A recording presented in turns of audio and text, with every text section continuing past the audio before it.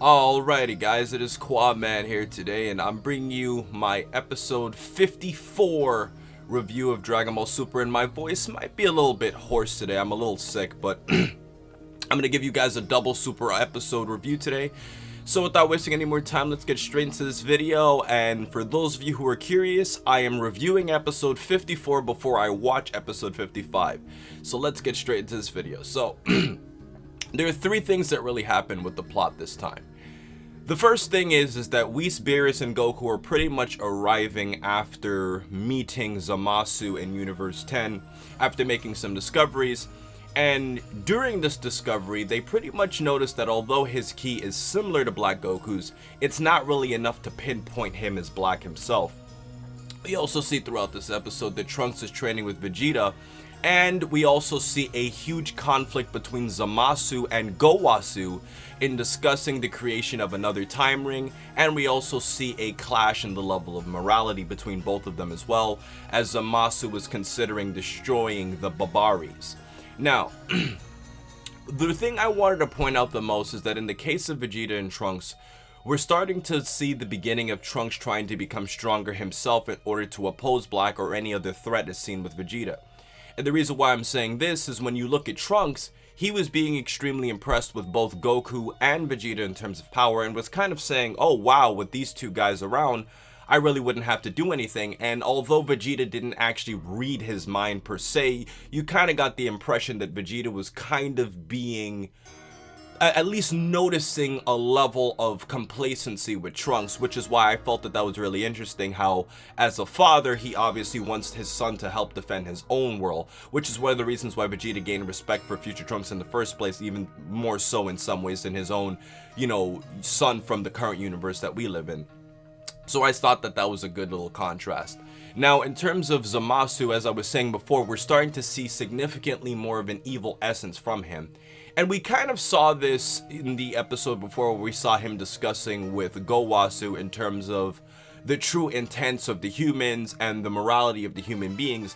And Gowasu was pretty much telling him, you can't just consider them wrong, and I think that that's something that really puts a level of conflict between these two characters, because I do strongly believe that Gowasu's eventually gonna die, because he's too much of the morality of reason.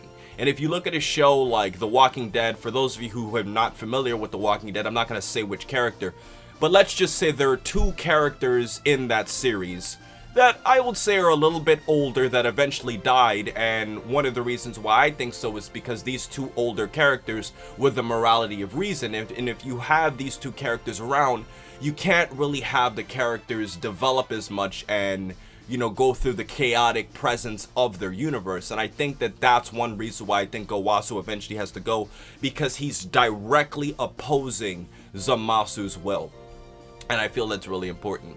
Now, on the other mysterious note of this episode, he was also mentioning, Gowasu in particular, that there was some idiot that created a new world, because there's a scene where they go into the time vault and they pull out a box of rings, and Gowasu is noticing later on that there was a new ring that was created. Now, I found this really interesting because Gowasu was mentioning that with these rings, you can go forward in time and you can technically go back in time, but it's prohibited because if you go back in time, that's going to screw up the present. This is interesting because of the fact that the way Zamasu reacted to this, it's kind of like, oh, so now I know I can go back in time. And if you also look at the fact that Gowasu gave him a Patara earring, this is also temporarily giving him access to possibly using these time rings in the future, which is why I personally think that there's a huge theory out there that Zamasu in Trunks' timeline somehow screwed it up and created Black Goku by either going back in time or doing something along those lines. And this is just headcanon, but it does slightly make sense in the sense that if Trunks has already established a timeline between his world and our world, I don't think Gowasu would be mentioning that some idiot just created a new timeline in our timeline, because Trunks had already done it before, so it's nothing really new between the two worlds. And I think that that's definitely something interesting that will be touched on a lot more in Dragon Ball Super. Now, to move on to the actual action sequences themselves, I thought the action sequences were pretty one-sided in this episode. We saw Trunks training with Vegeta, and we also got a chance to see Trunks actually committing some form of image training in this, and we actually saw this before during the Namek arc, in which we saw Krillin and Gohan training with each other on the way to planet Namek. And I feel that this is really interesting because the action sequences were kind of unexpected, because I thought, and we did see Vegeta going Super Saiyan Blue in the preview, but I thought that Vegeta was going to go Super Saiyan Blue to kind of demonstrate to Trunks how it's done. I didn't know he would actually be fighting Trunks as a Super Saiyan Blue, and that kind of caught me off guard. I thought maybe if only for a few seconds, because obviously, you know, Vegeta would be so much stronger than Trunks anyways. I thought that was weird. But, you know, other than that, the action sequences were pretty solid. I thought the animation looked even better for the image training sequence with Trunks when he was fighting against Black Goku. So I think the action and the animation were pretty good as a whole. Now, to move on to some interesting details, I already said before we saw the concept of image training again. I thought that was pretty cool. Looking at a flashback, however, I did think it was kind of funny how they kind of remastered for Dragon Ball Super's animation standards. You know, Trunks and Vegeta being in the hyperbolic time chamber, or the Room of Spirit and Time if you go with the original name. Because of the fact that the English dub, for those of you who are more familiar with the English dub strongly implies that Vegeta and Trunks didn't really train with each other inside of the Room of Spirit and Time or Hyperbolic Time Chamber. And the manga really didn't imply much. They just kind of came out.